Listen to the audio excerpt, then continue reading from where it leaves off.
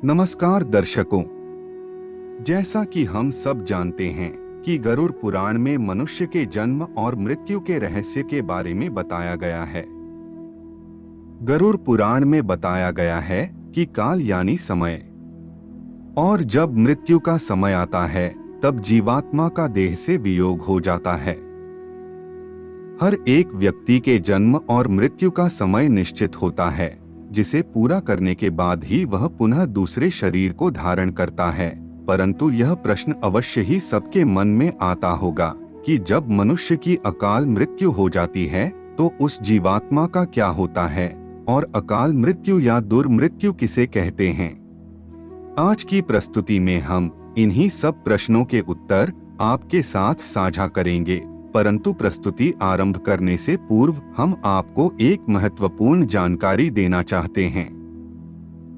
हमारा उद्देश्य केवल आपके ज्ञान में वृद्धि करना व सनातन धर्म से आपको जोड़ना है। हमारे द्वारा प्रस्तुत की गई सभी प्रस्तुतियां वेदों व पुराणों से प्रेरित हैं।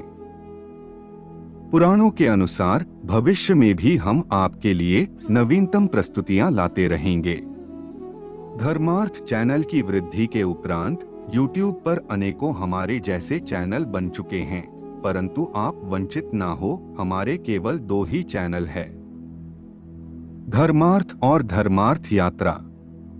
इसके अतिरिक्त धर्मार्थ चैनल के साथ कोई भी चैनल जुड़ा हुआ नहीं है। आप हमारे चैनल धर्मार्थ की पहचान हमारे लोगों से कर सकते हैं। अधिक समय न लेते हुए प्रस्तुति आरंभ करते हैं।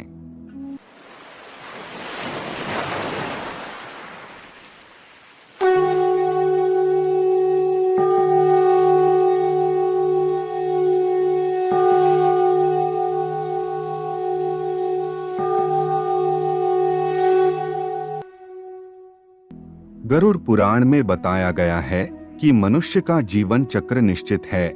यदि कोई मनुष्य इस चक्र को पूरा नहीं करता है, अर्थात जो अकाल मृत्यु को प्राप्त हो जाता है, उसे मृत्यु के बाद भी कई प्रकार के कष्ट भोगने पड़ते हैं। परंतु सबसे पहले यह जानना आवश्यक है कि अकाल मृत्यु क्या होती है, अर्थात किस तरह की मृत्यु को गरुड़ पुराण में अकाल मृत्यु की श्रेणी में रखा जाता है। गरुड़ पुराण के सिंहावलोकन अध्याय में पक्षी राज गरुड़ भगवान से कहते हैं कि हे भगवान, जिन व्यक्तियों की अकाल मृत्यु होती है उनका पारलौकिक मार्ग कैसा होता है, उन्हें वहां कैसा स्थान प्राप्त होता है और उनकी क्या गति होती है। हे मधुसूदन, मैं इन सभी बातों को सुनना चाहता हूं, कृपया आप इनका वर्णन करें। भगवान कहते हैं कि हे गरुड़, यह परम गोपनीय है, इसे तुम ध्यान से सुनो। यदि कोई प्राणी भूख से पीड़ित होकर मृत्यु को प्राप्त हो जाता है, या किसी हिंसक प्राणी द्वारा मर जाता है, या फिर गले में फांसी का फंदा लगाने से किसी की मृत्यु हो जाती है, अथवा जो विष तथा अग्नि आदि से मृत्यु को प्राप्त होता है और जिसकी मृत्यु जल में डूबने से हो जाती है, या जो सर्प के काटने से मर जाता है, जिसकी दुर्घटना या रोग के कारण मृत्यु हो जाती है, वह अकाल मृत्यु को प्राप्त होता है। परंतु आत्महत्या को सबसे निंदनीय और घृणित अकाल मृत्यु बताया गया है। जो व्यक्ति आत्महत्या करता है तो समझना चाहिए कि उसने मेरा अपमान किया है। जिस मनुष्य या प्राणी की मृत्यु प्राकृतिक होती है, वह जीवात्मा मृत्यु के बाद 40 दिन के अंदर दूसरा शरीर धारण कर लेती है।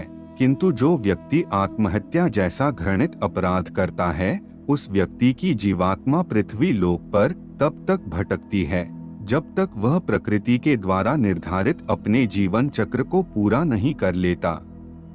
ऐसी जीवात्मा को न तो स्वर्ग लोक की प्राप्ति होती है और न ही नरक की। अकाल मृत्यु को प्राप्त करने वाली आत्मा अपनी सभी इच्छाओं यानी भूख, प्यास, संभोग, सुख, राग, क्रोध, दोष, लोभ, वासना आदि की पूर्ति के लिए अंधकार में तब तक भटकती है जब तक उसका निर्धारित जीवन चक्र पूरा नहीं हो जाता। हे पक्षीराज, तुम्हारे मन में यह भी प्रश्न अवश्य आता होगा कि प्राणी की अकाल मृत्यु क्यों होती है। यह भी तुम ध्यान से सुनो। जिस प्राणी की मृत्यु निर्धारित समय पर हो जाती है तो शीघ्र ही वह यमलोक चली जाती है। प्राचीन काल से ही हमारे वेदों व पुराणों में मनुष्यों की आयु 100 वर्ष निर्धारित की गई है, किंतु जो व्यक्ति निंदित कर्म करता है वह शीघ्र ही विनष्ट हो जाता है। जो वेदों का ज्ञान न होने के कारण निंदित कर्म करता है, जो आलस्य के कारण कर्मों का परित्याग करता है, जो सत्कर्म को सम्मान देता है और जो परस्त्री में अनुरक्त रहता है, इसी प्रकार के महादोषों से मनुष्य की आयु क्षीण हो जाती है। श्रद्धाहीन, अपवित्र, नास्तिक, नियमों का परित्याग करने वाले, परद्रोही और असत्यवादी ब्राह्मण की अकाल मृत्यु निश्चित है। प्रजा की रक्षा न करने वाला, धर्म आचरण से हीन, क्रूर, मूर्ख और प्रजा को पीड़ा देने वाले दोषी क्षत्रिय या ब्राह्मण को मृत्यु के वशीभूत होकर यम की यातनाएं भोगनी पड़ती है। जो अपने कर्मों का परित्याग तथा मुख्य सभी आचरणों का परित्याग करता है, जो दूसरों को हानि देता है और जो क्षुद्र व्यापार में दूसरों को लूटता है, वह भी निश्चित समय से पहले ही अकाल मृत्यु को प्राप्त होता है। फिर पक्षीराज गरुड़ बोले कि हे कृपानिधान, आपने मुझे अकाल मृत्यु और उससे मिलने वाले कष्टों को भली भांति बताया। हे प्रभु, अकाल मृत्यु के बाद कौन सी आत्मा किस योनि में भटकती है? कृपया आप मेरे इस संशय को नष्ट करें। भगवान ने कहा कि हे महाज्ञानी गरुड़, तुम्हें साधुवाद है, तुम मेरे प्रिय भक्त हो, अतः प्राणी की मृत्यु से संबंधित यह गोपनीय बात ध्यान से सुनो। हे पक्षीराज महातेजस्वी गरुड़, जो पुरुष अकाल मृत्यु को प्राप्त करता है वह भूत, प्रेत, पिशाच, कुष्मांडा, ब्रह्म राक्षस, बेताल या क्षेत्रपाल की योनि में भटकता रहता है। जबकि अगर कोई स्त्री अकाल मृत्यु को प्राप्त होती है तो वह भी इसी प्रकार की योनियों में भटकती रहती है, परंतु उसे अलग अलग नामों से जाना जाता है।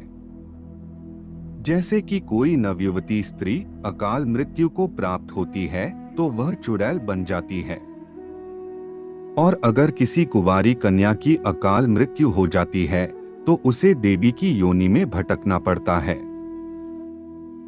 इन सबके अतिरिक्त गरुड़ पुराण में अकाल मृत्यु के कारणों से आत्मा की शांति हेतु अनेकों उपाय बताए गए हैं, जिनकी जानकारी हम आपको हमारी नई प्रस्तुति में देंगे। अगर आप चाहते हैं कि हम अकाल मृत्यु के कारण आत्मा की शांति हेतु उपायों के लिए वीडियो लाएं, तो अभी कमेंट करें। आज के लिए केवल इतना ही। जाने से पूर्व वीडियो को लाइक करें व चैनल को सब्सक्राइब अवश्य करें। तब तक के लिए जय जय श्री राम।